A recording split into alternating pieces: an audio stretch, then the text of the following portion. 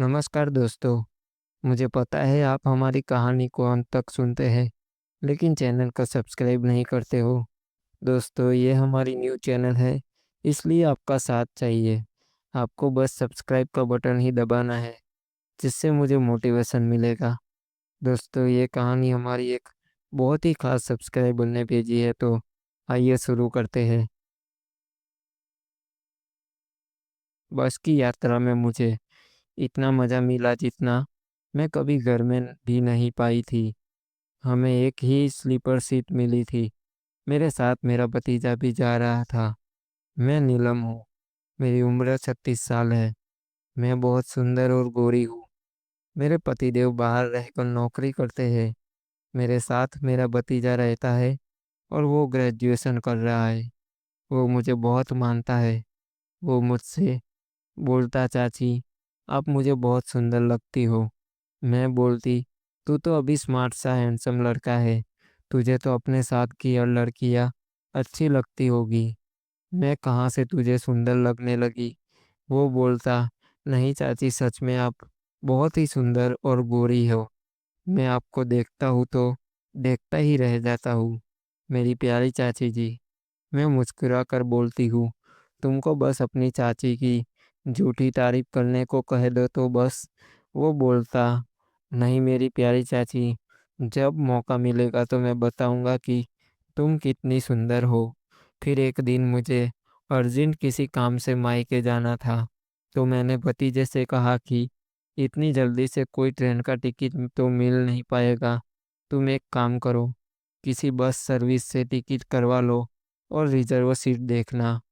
थोड़ी देर बाद उसने कहा कि चाची, मुझे बस में रिजर्व सीट मिल गई है, लेकिन एक ही सीट मिली है और वो भी ऊपर सीट है। मैंने कहा, कोई बात नहीं, हम लोग इनके साथ जाना चाहिए था, लेकिन मैं इनके साथ कहीं जाना पसंद भी नहीं करती हूँ। मेरे पतिदेव एकदम भी सुंदर नहीं है। उनको देखकर मुझे बहुत गुस्सा आती है। मैं सोचती हूँ मेरी किस्मत खराब थी कि मेरी शादी इनसे हो गई। वो बाँह थक कर सो जाते हैं। मुझे इतनी गुस्सा आती है कि क्या बताऊँ। मैं गुस्से में जब बोलती हूँ कि आपको मेरी ज़रूरतों की कोई परवाह नहीं रहती है, तो आपने शादी ही क्यों कर ली? वो बोलते हैं, तुमको खुश कर पाना मेरे बस की बात नहीं है। मेरे बस का जितना हो पाता है मैं करता हूँ, लेकिन तुमको मज़ा और आनंद नहीं मिल पाता है तो मैं क्या करूँ? फिर गुस्से में मैं बहुत देर तक जगती रहती हूँ और वो नींद में सो जाते हैं। खैर, शाम देर बाद हम लोगों ने खाना खा लिया। ड्राइवर ने लगभग 10 बजे बस के अंदर की लाइट बंद कर दी। उस दिन मैं साड़ी पहनी हुई थी और बहुत सुंदर परफ्यूम लगाया हुआ था।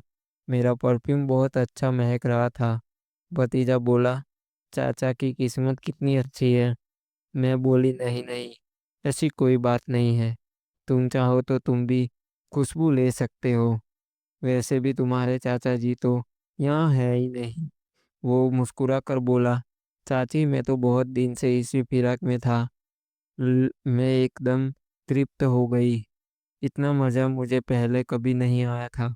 पूरी रात बस चलती रही और पूरी रात मुझे इतना मज़ा मिला कि मैं एकदम आनंदित हो गई थी। जब सुबह हुई तो भतीजा मंद-मंद मुस्कुरा रहा था। जब मैंने उसको मुस्कुराते हुए देखा तो हंसकर बोला कि तुम तो पूरी रात खूब मज़ा किए हो। वो बोला, चाची, आप भी तो खूब आनंद प्राप्त की। मैं बोली, अब तो ये सिलसिला चलता ही रहेगा।